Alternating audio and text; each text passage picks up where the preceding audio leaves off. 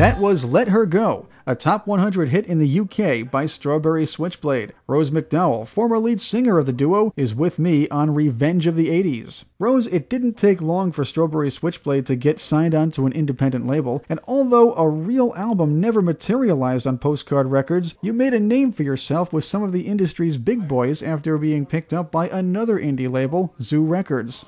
That's right, yeah. A record label called 93 Happy Customers, or 92 Happy Customers, can't remember now. But it was the label one of the Bunnymen had, it was his label, and we released our first single, Trees and Flowers, on that label, and then from there we went to Warner Brothers. But it all started when we did the John Peel session, and we got a lot of attention from that, and we did a David Jensen radio session as well. And basically we got heard by David Balfe and Bill Drummond, and they came up to Glasgow to meet us. Basically that's where the Warner Brothers came in then, because they wanted to sign us to Warner Brothers. Now talk about the roles Bill Drummond and David Balfe played in your success, especially in the early days of the band. We met David Balfe and Bill Drummond. They came up to Glasgow to see us, and they were part of the Liverpool scene. David Balfe having worked with Julian Cope, and the singer from the Echo and the Bunnymen, he had worked with them. They had a good reputation, and we trusted in that, and we trusted them, so that's why we went on with them. We alluded to the quick success of Strawberry Switchblade, but let's put it in perspective. How fast was that track to stardom? It was really fast. Suddenly we were two girls sort of playing acoustic guitars on stage to sort of being driven around in limousines and getting a band together to back us up for tour. And we were so busy we had to delegate things, which was a wee bit hard for me because I quite enjoyed setting up gigs and things. But when we moved on, we had to delegate a lot of things because we didn't have the time. We were recording the album. It was really good. That's when we moved to London. Since Yesterday rocketed to the top 10 of the UK pop chart, then became an international hit, how was the ride for you? Well, for me, it was really exciting. But since Yesterday, not a lot of people know was about the aftermath of a nuclear holocaust and what would be left behind. And that's what that was about. Although I was I didn't want to put myself across as a political band, so my lyrics tend to be sometimes double-sided. The audience can take what they want from them. In order to do that, then you relate to a lot more people. The song is a classic from the era, but Strawberry Switchblade was a rare group that had many diverse offerings, including the melancholy 10 James Orr St, the upbeat Let Her Go, the beautiful Who Knows What Love Is, and the unlikely cover of Dolly Parton's Jolene. Having said that, Rose, what was it that you as an artist wanted to bring to people through your music? I've always been in the frame of mind to embrace the darker side of things, the darker side of life. Although the music seemed quite poppy, the lyrics were quite dark. And so it was like the Strawberry and the Switchblade were contained within the music. What Strawberry Switchblade song or songs were most special to you and why? Well, I like Deep Water because it was the first one that I ever wrote. It was just a good feeling, sort of having finished a song, and that's Deep Water's a little bit offbeat as well, and I like that song. I want to go a bit more in-depth on 10 James Orr St for a moment. I read on a Strawberry Switchblade fan site, strawberryswitchblade.net, that it was actually an address of a place where you used to live, before moving somewhere you pretty much didn't want to be. Well, that's right.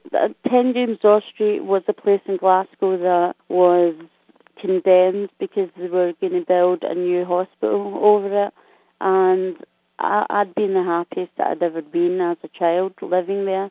I had everything I wanted. There was a great graveyard at the bottom of the hill to play in. I was only sort of 9 years old. And then we got notice that we had to leave the house and move somewhere else. And I really didn't want to go. I mean, I cried myself to sleep at night because I didn't want to leave the house.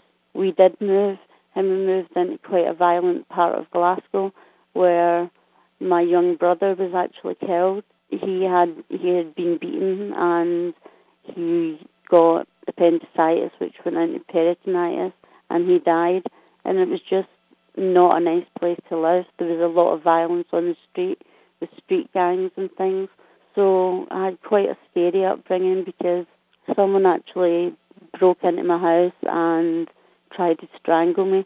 My mum and dad were out and I was babysitting for my younger siblings, and it was a neighbour that pulled him off me. Otherwise, I might not be here today singing these songs. That's just a lot for a young girl to have to deal with. Yeah, it was. It was quite scary. Quite a lot of scary things happened in Glasgow. Unfortunately, your follow-ups to Since Yesterday were unable to match its success. Then after some made-for-Japan hits, the duo ceased to exist. What happened? Well, there was a big rift between Jill and I, really. There'd be times when we had group meetings every Friday. We'd discuss what we'd say to the record company. We'd go in and have a meeting with the record company who were trying to get us to do certain things that we didn't really want to do. And I saw it as they picked us up as a package and they wanted to change that. And I was quite firmly against them trying to change us as our appearance, what we were going to do, what path to go down, because I had already started that path and I wanted it to go where I wanted it to go.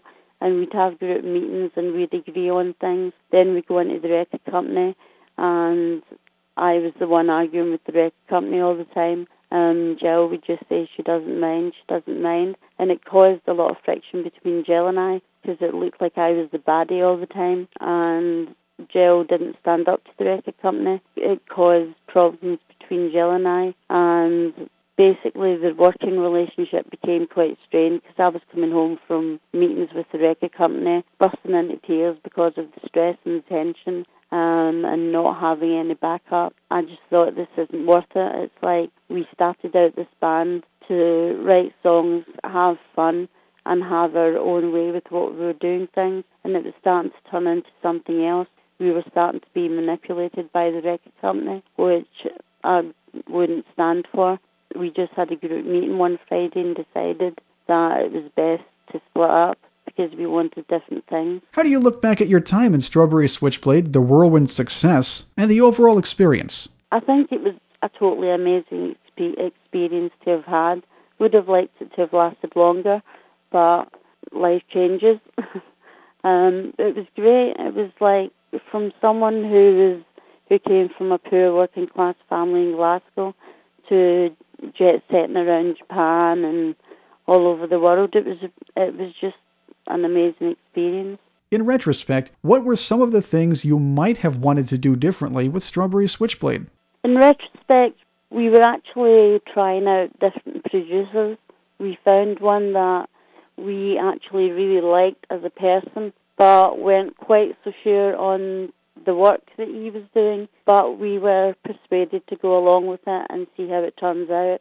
But after £250,000 of an album, it was a bit difficult to change your mind because I'd much rather it be done less electronically and more real instruments, more acoustic instruments. I think it would have suited the songs a lot better. That reflects a lot in your future work. Coming up, we'll talk with Rose McDowall about her career through today, where she has achieved iconic status in the UK independent music scene. She's my guest. I'm Chris. This is Revenge of the 80s Radio.